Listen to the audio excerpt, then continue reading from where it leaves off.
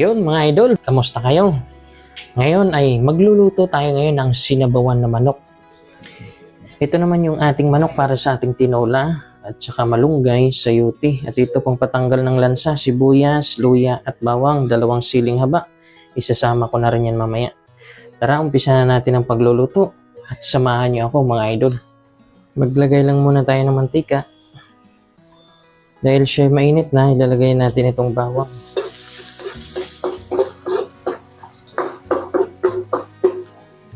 Kasama na rin itong sibuyas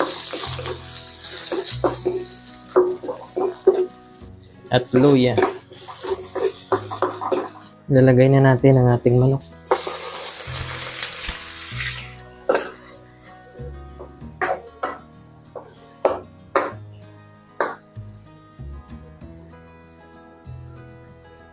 At haluin lang natin.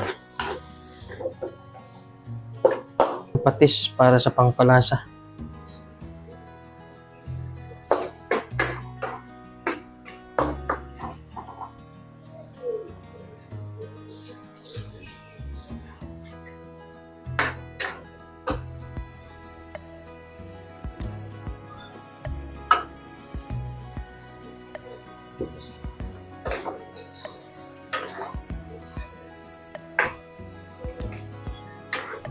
Ito, pwede na natin ilagay yung malunggay dahil luto na rin itong sayuti.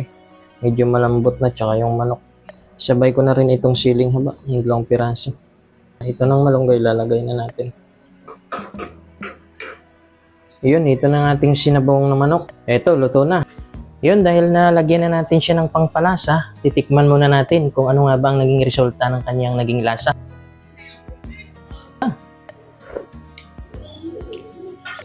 Panalo mga idol. Kung iyo pong nagustuhan ng aking video, baka pwede subscribe naman ng aking Momunting channel para po tuloy-tuloy tayo. Maraming salamat po.